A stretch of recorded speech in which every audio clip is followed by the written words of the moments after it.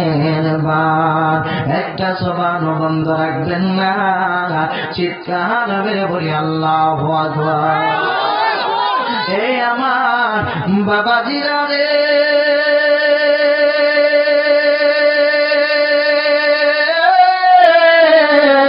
ও এলাকাবাসী বাবাজিরা গো, ও আমার বর্দানি সিম্মা বোনেরা, দিলের কান লাগান। হযরত ওমর রাদিয়াল্লাহু তাআলা একটা চিঠি লিখলেন। চিঠি লিখা ডাক দিয়া কয়, যাও এটা নদীর মধ্যে যায় ফালায়া দাও। জয়ফানা কি লিখছে? চিঠি লিখছে। চিঠি লিখা পার বলছে নদীর মধ্যে ফালায়া দাও। তো এই চিঠি নিয়ে নদীর মধ্যে যখন ফালায়া দিয়েছে রে, সঙ্গে সঙ্গে নদীর পানি বাড়তে শুরু করে দিয়েছে। ওমরের চিঠি পাইয়া নদীর পানি যেই পর্যন্ত ছিল, কিয়ামতের আগ পর্যন্তই ওই পর্যন্তই থাকবে। আরেকটু আস্তে বন্যা সুবহানাল্লাহ।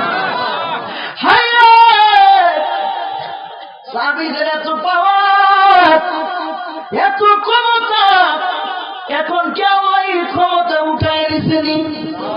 কথা কয় উঠায় নিছেনি?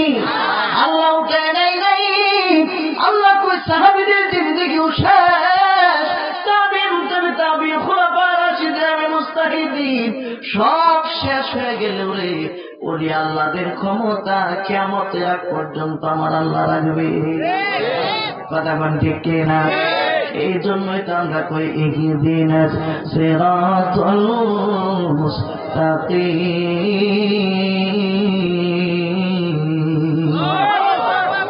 আল্লাহ গো, সহজ সরল পথ দেখাও।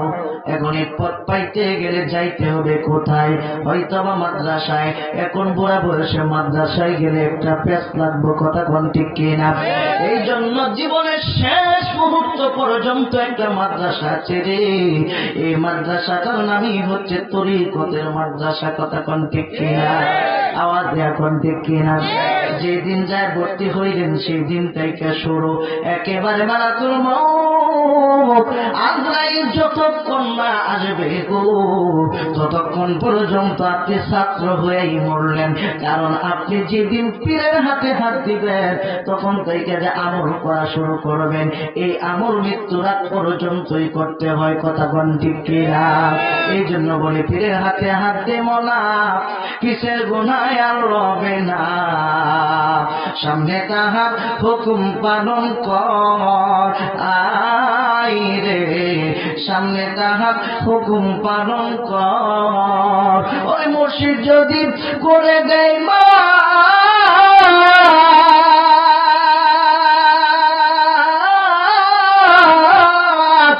দয়া যদি কইরা দেয় মা, রবে না আর এই দেহের পাপ।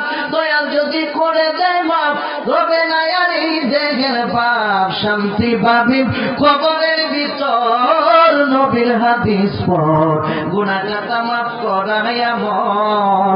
ও তুই গুনাহ খাতা মাফ করাইয়া মর, নবীর হাদিস পড়, গুনাহ খাতা মাফ করাইয়া মর। সুবহানাল্লাহ।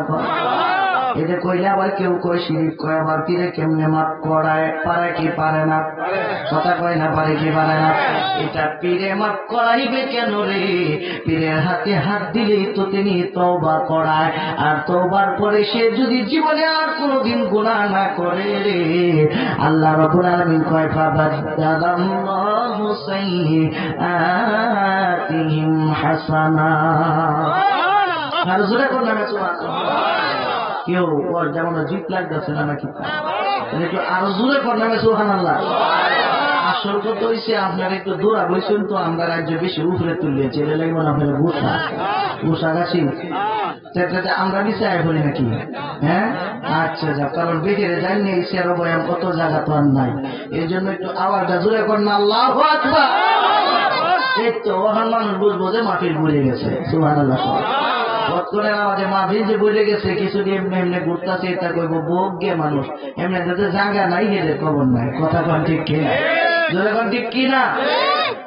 আমার বাবা দিয়ে বন্ধুরা আল্লাহ পাক রব্বুল আলামিন এই জন্য অন্য জায়গার মধ্যে বলে দিয়েছেন ওয়া কুনু মা'আস সাদিকিন,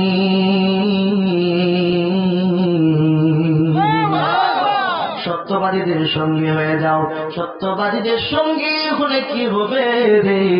সত্যবাদীদের সঙ্গী হইলে তুমিও সত্যবাদী হয়ে যাইবা। কথা কোন ঠিক কিনা? ভালো মানুষের সঙ্গে চললে এই ব্যক্তিটাও ভালো মানুষ হয়ে যায়। আতরওয়ালার সঙ্গে চললে আতর কিনে লাগানোর দরকার নাই, এমনি গোসাগাছি লাগছে দেখবেন যে শৈল গেরাম লাগে। কথা কোন ঠিক কিনা?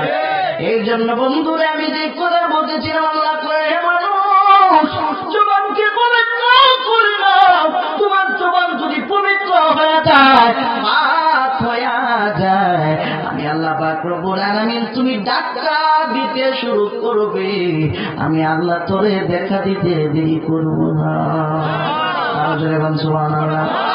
ইব্রাহিম ইবনে আদহাম তিনি ছিল একেবারে গরিব। গরিব বলতে গেলে এমন একটা ঘরের মধ্যে তাকে বৃষ্টি আইলে পানি পড়ে, এমন একটা ঘরে তাকে কুত্তা এদিক দিয়ে ঢুকে সেদিক থেকে বাইর হয়। তাহলে কি বিল্ডিং নাকি? কথা বলে বিল্ডিং নয়, বিল্ডিংকে ঢুকতে কখন মানে একেবারেই পড়ে ঘর। এখানে তাকে জঙ্গলার ভিতরে একা একা, গত রাত্রেও একজনে আলোচনা করেছিলাম, সেই দিকে যাচ্ছিলাম, একা একা তাকে গো আল্লাহর দরবারে আল্লাহ পাকের কাছে ডাক দিয়া কয় গফুরুর রহিম নাম তোমার আল্লাহ, ও আল্লাহ আল্লাহ, ও ইয়া সামিউ মুবাশশির নাম তোমার আল্লাহ, ও আল্লাহ। চোখের পানি চাইরা চাইরা কান্দে। গভীর রাত হঠাৎ কইরা স্বপ্নে কে যেন কয়, ও ইব্রাহিম ইবনে আদহাম রে, তোর আর এখানে থাকতে হবে না, তুই একটা কাজ কর, বের হয়ে যা, বড়কের বাদশার মেরে যা বিয়া কইরা তুই একটা সুন্নত পালন কর। জোরে জোরে কন্যা আল্লাহু আকবার। বলকের বাদশা মেয়েরে বিয়ে কইরা তুই একটা সুন্নত পালন কর। সুবহানাল্লাহ। ইব্রাহিম ইবনে আদহাম হাইরে ঘুমাইলা কয়, হাইরে আমার মনে হয় আমি দুঃস্বপ্ন দেখলাম, কারণ আমি করে করে থাকি। আর কই বলক দেশে বাদশা, এটা তো আগুন পানির মতো এবং তেল এবং পানির মতো মিশ্রণ হওয়া সম্ভব না। কিন্তু তিনি চিন্তা করলো, যেই ব্যক্তিরা আমার এইরকম উপহার, এইরকম একটা সুসংবাদ দিল, হাইরে এত সুন্দর নূরের আলো চেহারাদারি, সে তো কোনোদিন মিথ্যা কথা বলতেও পারে না। এমন সময় চিন্তা করে রাখো, হাইরে একদিন কইছে কইছে যদি দুঃস্বপ্ন হয় আর কোনোদিন তো বলবে না, আরেকদিন দেখি আমার এই স্বপ্নটা দেখায় কিনা। আরেকদিন পরের দিন রাত্র যখন গভীর হয়ে গেছে রে, আয়েশা কয় হে ইব্রাহিম ইবনে আদহাম, আর এখানে বলিসা থাকিস না, সময় গেলে সাধন হবে না। ওরে সময় গেলে সাধন হবে না। দিন তাকিতে দিনের মর্ম, দিন তাকিতে দিনের মর্ম কেন তুমি বুঝলা না? সময় গেলে সাধন হবে না। ও মন সময় গেলে সাধন হবে না। আওয়াজ দেয়া কন্যা ঠিক কিনা? এইবার ডাক দেয়া কহাই রে, বুঝতে পারলাম না। দ্বিতীয় দিনও দেখলাম আরেকটা রাইত অপেক্ষা কইরে দেখি ফাইসালা ডাকি আয়। কারণ তারা তো সবর ধৈর্যশীল ছিল। কথা ঘন্টে কিনা? এই জন্য আল্লাহ কইয়া আইয়ুহাল্লাযীনা আমানুস্তাঈনু বিস-সাবরি ওয়াস-সালাহ, আগে কইছে সবরের কথা, এরপরে সালাতের কথা কয় আল্লাহ। সুবহানাল্লাহ। কারণ ধৈর্য যদি না থাকে রে, সবর যদি না থাকে মন টিকবে না, ধৈর্য সবর থাকলে আল্লাহরে পাওয়া যায়, কথা কোন ঠিক কিনা? এই জন্য কই ধৈর্যের সাথে সাধনা কর, বিফল তুমি হবে না। ওরে ধৈর্য হারা মানুষেরা সফল হতে পারে না। একটা জবান বন্ধ রাখবেন না, চিৎকার মেরে বলি আল্লাহু আকবার। এ আমার বাবাজিরা রে, ও পদানিসীন মা বোনেরা গো, দিলের কান লাগান। এমন সময় কি করলো, তৃতীয় দিনই একই অবস্থা, কয় ঠিক আছে, জিতু বলছে একটু কাজটা কইয়া দেখি, যাইয়া দেখি, হইলে হইব, না হইলে কথা কয় না, হইলে হইব, না হইলে নাই। কিন্তু ইব্রাহিম ইবনে আদহামের একটা কাজ ছিল, তিনি বৃহস্পতিবার থেকে শুরু কইরা, শনিবার থেকে শুরু কইরা একেবারে শুক্রবারের আগ পর্যন্ত জঙ্গলার কাঠ করি টোকাইতো। এই লাকড়িগুলি বাজারের মধ্যে যায় বিক্রি করত। বিক্রি কইরা তিনি যা পাইতো তিনি অর্ধেক দিত গরিব মিসকিনদেরকে, আর অর্ধেক খাবার নিয়ে বাসায় ফিরত। জোরে জোরে কোন সুবহানাল্লাহ। অর্ধেক গরিবরা দিত আর অর্ধেক বাড়ির খাবার নিয়ে ফিরত। তার মানে তার সম্বল বলতে আর কিছুই, কথা বলে সম্বল বলতে আর কিছু। ইব্রাহিম ইবনে আদহাম কয়, ভাই রে, আজকে দিন তো শুক্রবার, তাইলে আজকে একটা কাজ করব, আজকে যে লাকড়ি উড়ান আমি ঘুরাইব গো, এই লাকড়ি গুলা বিক্রি কইরা তারপরে বাদশার বাড়ির সামনে যাইব, যাইত আছে কপালে। সুবহানাল্লাহ। আইরে রাত্র গভীর হয়ে গেছে রে, কোন সময় সকাল হবে, লাকড়ি কুড়াইবে, বিক্রি করবে, তারপরে বাদশার বড়কের বাদশার প্রাসাদের সামনে যাবে। রাত্র শেষ হয়ে গেছে গো, শেষ রাত্রি বেলায় সুন্দর কইরা তাহাজ্জুদের নামাজ আদায় করলাম, কারণ তাহাজ্জুদ ছাড়া কেউ কোনোদিন ওলি হইতে পারবে না, কথা কয় না, ওলি হইতে পারবে না। তাহাজ্জুদের নামাজ আদায় কইরা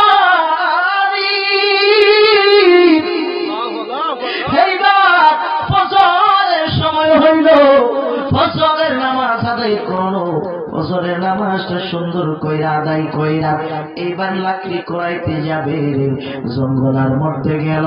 কিন্তু আল্লাহর কুদরত বুঝা বড় যায়। ওই জঙ্গলের মধ্যে বলব দেশের বাদশার মেয়ে, এই মেয়েটা সুন্দর করে সাইজা গইরা বান্ধবীদেরকে নিয়ে জঙ্গলের ভিতরে আসছিল ঘোরাফেরা করার জন্য। আল্লাহর কুদরত বুঝা বড় যায়। হাইরে, এমন সময় ইনি দেখে নাই, কারণ তিনি তো আল্লাহ ওয়ালা মানুষ। সুবহানাল্লাহ। সে কিন্তু তাকায় নাই, সে লাকড়ি কুড়াইতেছে, লাকড়ি কুড়াইতেছে, লাকড়ি কাটতেছে। কিন্তু বলকের দেশের বাদশা মেয়েটা তাকায় দেখে, হাইরে, এত সুন্দর যুবক তো জীবনে কোনোদিন দেখি নাই। শুধু যুবক নয়, তার যে ঘাম পড়তেছে, গ্রামের মধ্যে আল্লাহর ঐশিক নূর বাইসা গেছে।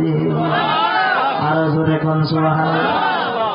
গ্রামের মধ্যে নূর বাইসা গেছে রে। বাদশার মেয়ে কয়, কত যুবক দেখলাম, এইরকম যুবক তো জীবনে কোনদিন আমি দেখি নাই। এই যুবকের বাড়ি কোথায় বান্ধবীদের কাছেও বলতে পারে না লজ্জায়, কারণ সে হইল একটা কাটুরিয়া, কাট্টু খায়, আর আমি হইলাম বাদশার মেয়ে। বান্ধবীরা যদি জিগায় এত সুন্দর ছেলেটার বাড়ি কোথায়, বান্ধবীরা কইব আমার বান্ধবীর মাথা মনে হয় নষ্ট হয়ে গেছে, কথা কোন ঠিক কিনা। এবার তিনি চিন্তা করলো, যদি বিবাহ করতে হয় এইরকম যুবককে বিবাহ করবো। জোরে কন্যা আল্লাহু আকবার। আল্লাহুম্মা সাল্লি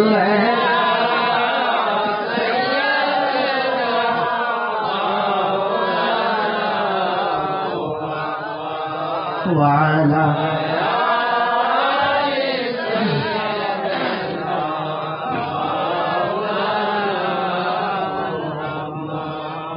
এবার ডাক দিয়া কয়, হাই রে, যদি বিবাহ করতে হয় এরকম মেয়েটারে, এইরকম ছেলেরে বিবাহ করব। রাজপ্রাসাদে চইলা গেল, লাকড়িগুলি বিক্রি কইরা বাড়ি যখন ফিরবে তার বিবাহের কথা কিন্তু মনে নাই। হঠাৎ কইয়া কে যেন ডোল পেটায়া যায়। বাদশার মেয়ের জন্য উপযুক্ত পাত্র দরকার। জোরে কোন সুবহানাল্লাহ। ডোল পেটায়া যায় বাদশার মেয়ের জন্য পাত্র দরকার। যদি কোনো রাজা বাদশা ছেলে থাকো তাহলে বাদশার রাজপ্রাসাদের মধ্যে যায় যোগাযোগ করো। কিন্তু এই ব্যক্তি কি কোনো বাদশার ছেলে নেই? কথা কন্যা বাদশার ছেলে নেই, কোনো বাদশার ছেলে না। কিন্তু মনের মধ্যে একটা বিশ্বাস আছে, আমি যেহেতু একে একে 3টা দিন আমি এই একই ঘটনা দেখেছি, আমার মনে সাক্ষী দেয় এই মেয়েটা আমার কপালে আছে। জোরে জোরে কন্যা সুবহানাল্লাহ।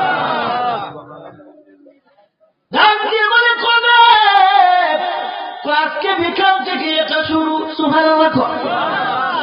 আজকে বিকাল থেকে যেহেতু শুরু আর মিস করা যাবে না। সবার আগে কাতারে যায় দাঁড়াই। একদিক দিয়ে বাদশার ছেলেরা দাঁড়ায় রয়েছে, আর একদিকে কয় হাইরে হাতি দিয়া গোড়া দিয়া কত বড় বড় বাদশার ছেলেরা রাজপ্রাসাদের সামনে দাঁড়ায় রয়েছে। আমি একজন নগণ্য মানুষ, আমি কেমন কইরা এই জায়গাটার মধ্যে যায় দাঁড়াইব? কিন্তু মনের মধ্যে একটা বিশ্বাস আছে, যিনি স্বপ্নে দেখাইছে তার কথা তো মিথ্যা হইতে পারে না। জোরে জোরে কোন আল্লাহ।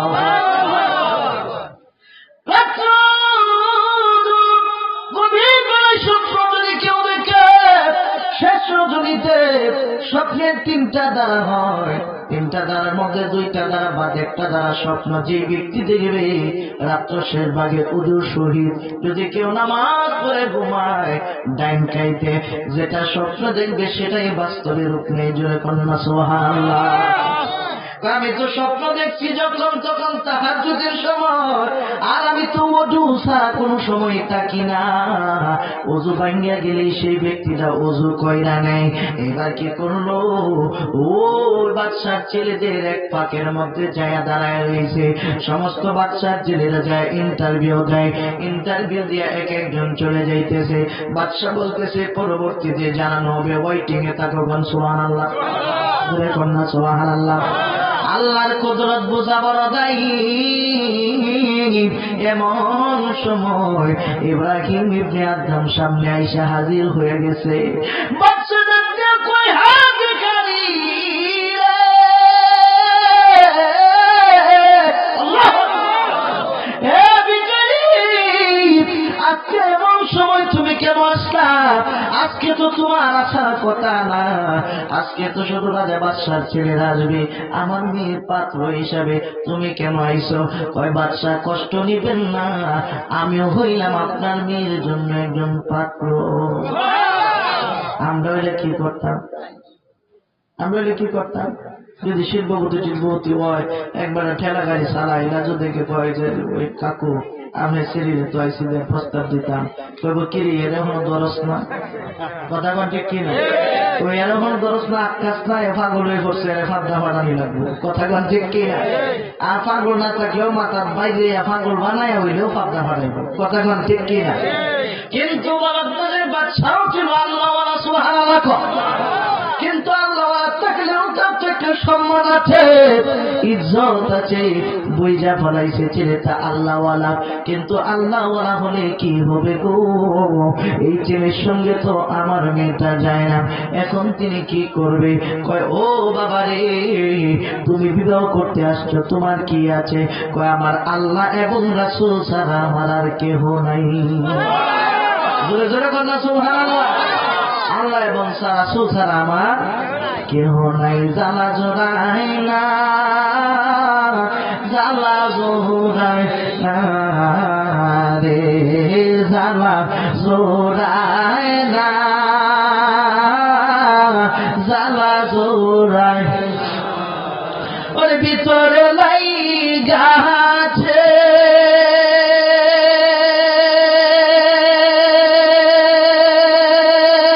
আমার নবীর আগুনে, জ্বালা জোড়ায় না, জ্বালা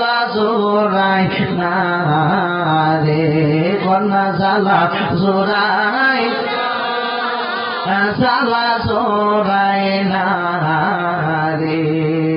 ডাক দিয়া কয় ও যুবক, তাইলে তোমার একটু ইন্টারভিউ নেই। প্রথম ইন্টারভিউ হইল তুমি যে আমার মেয়েটার বিবাহ করবা, আমার মেয়েকে বিবাহ কইরা তুমি রাখবা কি, খাওয়াইবা কি? এই ছেলেটা ডাক দিয়া কয় ইব্রাহিম ইবনে আদহাম, ও বাদশাহ, আপনার মেয়েটা যদি আমার সঙ্গে বিবাহ হয়, আমার জঙ্গলের ভিতরে একটা কুড়ি ঘর আছে, ছোট্ট ঘর।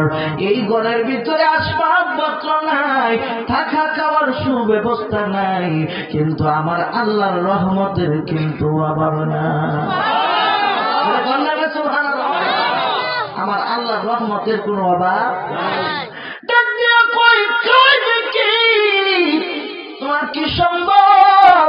কয় প্রতিদিন জঙ্গল ভিতর থেকে আমি লাকড়ি কুড়াই, এই লাকড়িগুলি বিক্রি করি, আপনাদের বাজারেই বেশি। সুবহানাল্লাহ।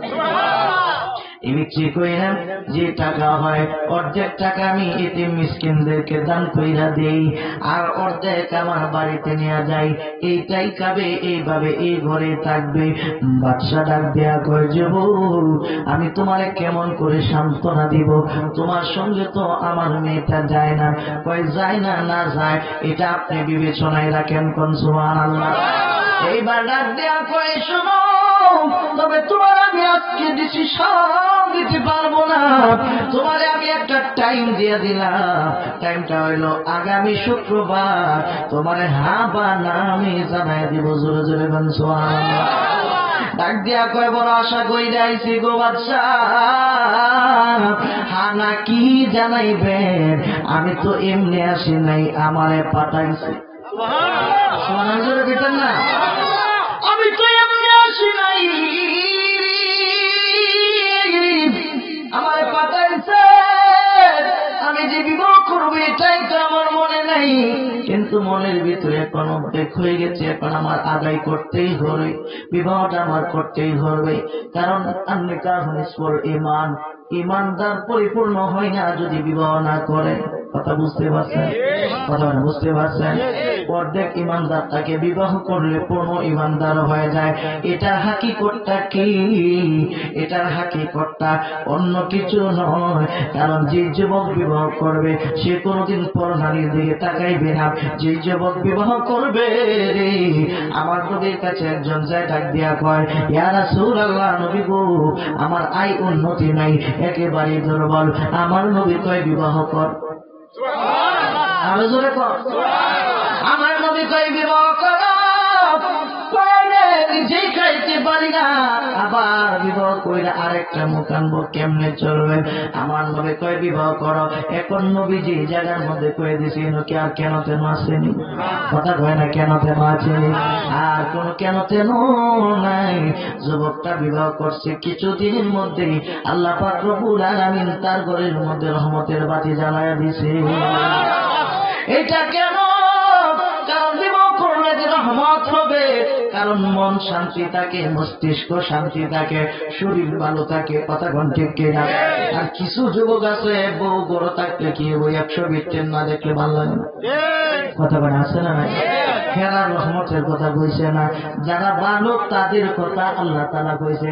কারণ যেটা আকাম কোকাম করবো, 10টা বিয়া করার পরেও কইব আরেকটা কইলে তো তার মনের জ্বালা মৃত্যু। কথা বলে না ঠিক কিনা?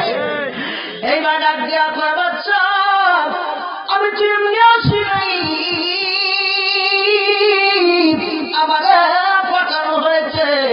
কই যে পাঠাও, আমি এটা বলতে পারবো না, আগামী শুক্রবার তোমার উত্তর দিব।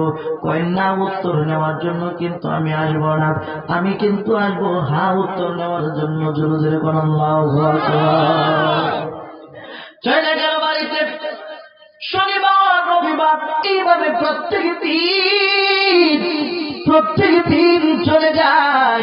হাইরে প্রতিদিন গনে, হাইরে কোন দিন? কারণ দেখবেন যদি অপেক্ষা করেন সময় কিন্তু সহজে যায় না। কথা বলতে কিনা? অপেক্ষা যদি করেন সময় কিন্তু এত তাড়াতাড়ি যায় না। অপেক্ষা করতে করতে করতে করতে শুক্রবার রাত আসলো। শুক্রবার রাত হলো দুরুদের রাত, শুক্রবার রাত হলো ইবাদতের রাত, আর আমরা হইল ঘুমের রাত। কথা কোন ঠিক কিনা? কারণ সারা সপ্তাহ চাকরি বাকরি কইরা শুক্রবার দিন একটু ঘুমাইয়াম লম্বা টাইম, কোন রকম ওজুরা কইরা ইমাম সাহেব যখন আল্লাহু আকবার কইব জুমার মধ্যে গিয়ে খালি কারুয়াম আছে না নাই? এটা মুসল্লি আছে না নাই? আইলে কিন্তু শুক্রবার রাত, এটা হচ্ছে আমলের রাত, দুরুদের রাত। বেশি বেশি দুরুদ কেউ যদি পড়তে পারে, আমার নবী কয় তারে দেখা না দেওয়া পর্যন্ত তার মালাকুল মউত আজরাইল আসবে না। এইবার শুক্রবার দিন সকাল হয়ে গেছে গো। আরে সকাল বেলায় তো এই ব্যক্তিটা কাঠ কুড়াইতে যায়, অন্য দিনের মতো কাঠ কুড়াইয়া সুন্দর করে আয়না বিক্রি করলো। বিক্রি কইরা বাদশার দরবারে হাজির। বাদশা কহাই দিয়ে তারে যে আমি ওয়াদা দিয়েছিলাম, এখন আমি তারে কি জবাব দিব? উজি ডাক দিয়া কই চিন্তা করবেন না গো, এমন একটা শর্ত দিয়া দিব এই ব্যক্তি জীবনে আর কোনোদিন আসবে না। এইবার ডাক দিয়া কই কি শর্ত দিবা? আপনি নিশ্চিন্তে থাকেন। উজির কয় সাহেবাই সুন্নি করে জিয়াইছে, আমার সঙ্গে কথা বলার জন্য বাদশাহ পাঠাইছে। কি কথা? আপনি যে বিবাহ করতে আসছেন, মেয়ের তো অনুমতি লাগবে। জোরে কোন সুবহানাল্লাহ। কথা তো ঠিক, যদি যারে বিয়ে করাম এই রাজি না হইলে তো সবই পাও। কথা কোন দেখতে না? তাইলে যান ওদের একটা চিন্তা করলো, এই মেয়েটারে যদি সামনে দেই হয়তো রাজি হয়ে যাবে, সামনে দেওয়া যাবে না। ঘরের ভিতরে লাইকাই উজির কোরআন গান দিয়া আইসা কামদার ভিতরে হাজির হয়ে গেছে। ডাক দিয়া কয় যুবক করে, ও যুবক, মেয়ে তো আমার কাছে বলছে বিবাহ করবে, কিন্তু শর্ত দিছে একটা। কয় না? কথা কয় না? কয় একটা শর্ত। কি শর্ত? তাহলে যদি তুমি একেবারেই দামি দানার মুক্তা দানার এক জোড়া স্বর্ণের বালা দিতে পারো, এটা হচ্ছে বাদশাহী বালা। কি বালা? কথা কয় না রে, কি বালা? বাদশাহী বালা। এই বাদশাহী বালা যদি দিতে পারো রে, তাইলে বিবাহ করতে পারবা। ডাক দিয়া কয় আমি প্রতিদিনের আয়না প্রতিদিন খাই, এই বাদশাহী বালা কেমনে আনবো? তারপরে ও ডাক দিয়া কয় শুনো ও চিরে, জলদি করে যাও, বাদশাহী বালা যেহেতু চাইছে তাইলে এই বালাটা একটু দেখার দরকার আছে না নাই? কথা বলা দেখার দরকার আছে না নাই? বলি আল্লাহুম্মা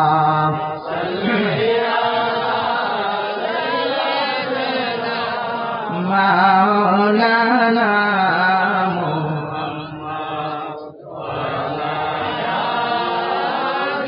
সাইয়্যিদানা মাওলানা ও দরদি নবী গো, আমরা দেনি বানি সোনার মদিনা কন্যা। ও দরদি নবী গো, আমরা দেনি বানি সোনার। আমি কেমনে যাব আপনার কাছে, কেমনে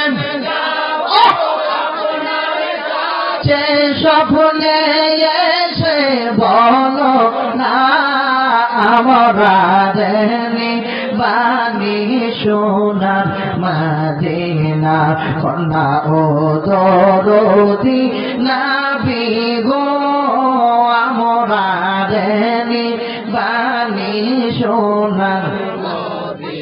অপরাধ একটা গনবী, তোমায় ভালোবাসি গনবীজি, তোমায় ভালোবাসি, তোমায় ভালোবেসে আমি খাদি দিবানিসি। আরে তোমার প্রেমে বানাও নবী গো, তোমার নবী গো, আমরা রে যে ও দলা একবার স্বপ্ন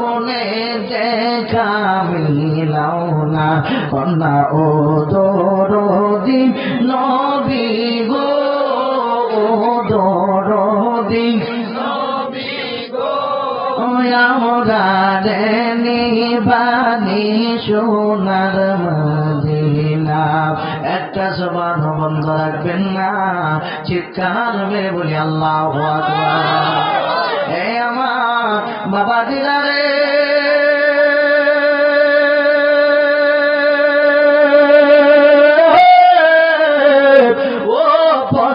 মা বলে জানো গো, দিলের কান লাগান, জবান যদি পবিত্র হয়ে যায় আল্লাহ কেমনে কথা শোনে। এবার কি